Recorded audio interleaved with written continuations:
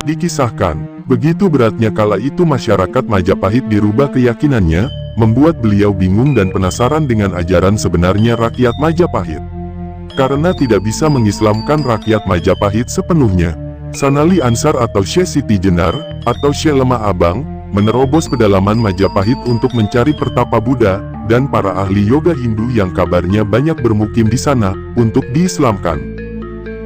Semakin ke timur semakin berat bagi Syekh Siti Jenar menyebarkan ajarannya, dan itu membuatnya sangat penasaran dengan tokoh yang begitu dicintai dan dijadikan panutan oleh rakyat Majapahit, yang dikenal dengan nama julukan Sabdo Palon. Dengan penuh percaya diri, Syekh Siti Jenar mendatangi tempat pertapaan Sabdo Palon dan menantang untuk menunjukkan sehelai pengetahuannya. Tapi Sabdo Palon tak melayaninya dan anehnya malah mempersilahkan Syekh Siti Jenar mengajarkan semua pengetahuannya pada para pengikut Sabdo Palon. Disinilah pikiran dan hati Syekh Siti Jenar mulai terombang-ambing, rasa penasaran semakin mendesak.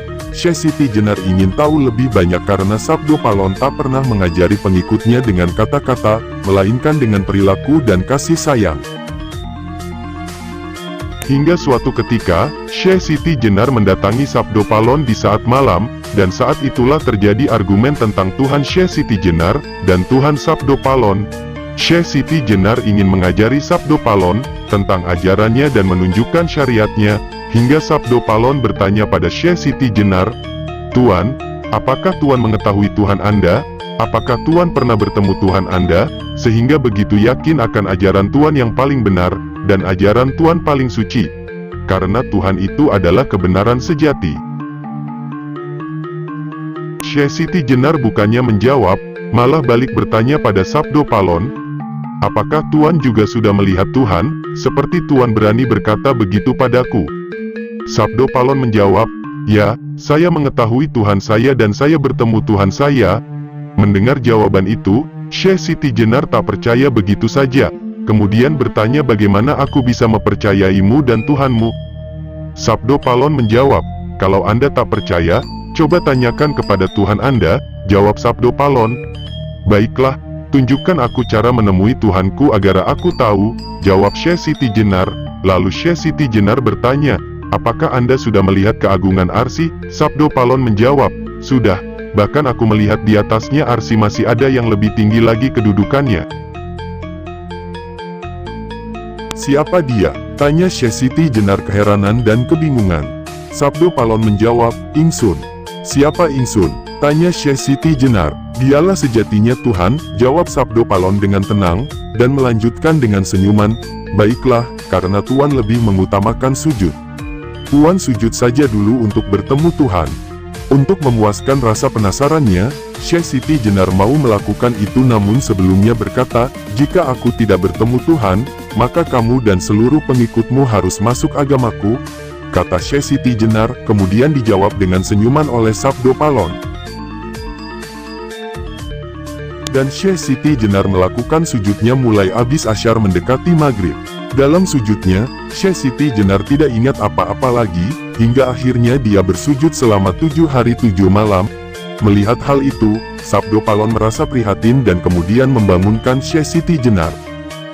Sabdo Palon membangunkan Syekh Siti Jenar dengan memberikan wewangian di hidungnya agar Syekh Siti Jenar kembali sadar. Setelah sadar, Sabdo Palon bertanya pada Syekh Siti Jenar, "Sudah berapa lama Anda bersujud Tuan Syekh?" "Sehari semalam," jawab Syekh Siti Jenar yang dijawab dengan senyuman oleh Sabdo Palon. Kemudian Sabdo Palon berkata, "Anda lupa, Anda bersujud 7 hari 7 malam." Syekh Siti Jenar sangat kaget dan tak percaya hingga Sabdo Palon berkata, "Anda lihat saja bulan nanti, Anda datang ke sini hari Soma sore, menjelang matahari tenggelam, dan masuk malam Anggoro tanggal 7, Anda ingat itu? Dan sekarang ini hari Soma lagi tanggal 14. Kemudian Sabdo Palon bertanya, "Dalam sujud Anda selama itu apa Anda sudah bertemu Tuhan?" Syekh Siti Jenar menjawab, "Tidak. Dan sesuai janji, kamu harus ikut ajaran agamaku. Nanti dulu, jangan gugup. Dengan sujud Anda yang 7 hari 7 malam saja Anda tidak bisa melihat Tuhan atau kebenaran sejati. bagaimana dengan sujud yang cuma sebentar kok Anda sudah merasa paling benar dan suci? Kata Sabdo Palon. Sekarang begini Tuan Syekh, Anda ikut denganku duduk semedi. Semedi dalam ajaran Anda juga ada, cuma beda nama yakni itikaf. Dan Syekh Siti Jenar pun menurutinya. Dengan izin Gusti Kang Akaryo Jagat, Syekh Siti Jenar dibawa terbang melintasi 7 semesta kehidupan. Dia ditunjukkan perjalanan jiwanya dari Al-Amarah, Al-Luwamah, Al-Mulhamah, Al-Mutmainah, Al-Sufiyah, Al-Lubiyah, Al-Sir, di mana semua rahasia di atas rahasia dijabarkan. Dan akhirnya Syekh Siti Jenar sampai pada ajna, yaitu proses di mana manusia sudah tidak bisa apa-apa. Dia hanya mengikuti kehendak kodrat dan karma yang ada pada dirinya menuju Yang Maha Kuasa. Dia tak ingat siapa dirinya, tak ada rupa, tak ada rasa, yang ada hanyalah keazalian atau kebakaan. Saat itulah Syekh Siti Jenar dikembalikan kemudian terbangun dan tanpa sadar menangis sedih, takut, bahagia, haru, seperti anak kecil yang baru sadar dari bermimpi. San Ali Ansar sadar betapa kecilnya pengetahuan yang selama ini dia agungkan, sampai menganggap orang lain kotor kafir dan masuk neraka. Sabdo Palon pun tersenyum menatap Syekh Siti Jenar yang masih tertunduk menangis karena bahagia, sedih, salah, takut, penuh keharuan, dan sebagainya. Dengan suara parau akhirnya Syekh Siti Jenar berkata, "Tuan Sabdo Palon, tolong ajarkan saya, dan bimbing saya, agar selalu menjalani kebenaran sejati." Sabdo Palon menjawab, "Tidak perlu anakku, karena ajaranmu juga benar, hanya saja janganlah engkau merasa paling benar. Karena bagi orang lain ajaran mereka juga benar, dan Anda juga tahu anakku, yang mawujud dan yang tertata ini adalah kebenaran dan keberadaan dari Tuhan. Pesanku jangan engkau tinggalkan ajaranmu," kata Sabdo Palon dengan tersenyum. Sejak itu San Ali Ansar menjadi pengikut Sabda Palon dan ingin meninggalkan ajarannya yang sudah dipelajari sejak kecil. Namun dilarang oleh Sabdo Palon karena semua itu sama halnya dengan tidak menghargai orang yang telah mengajarinya berbagai pengetahuan. Hingga akhirnya ajaran Syekh Siti Jenar dipadukan dengan ajaran Sabdo Palon.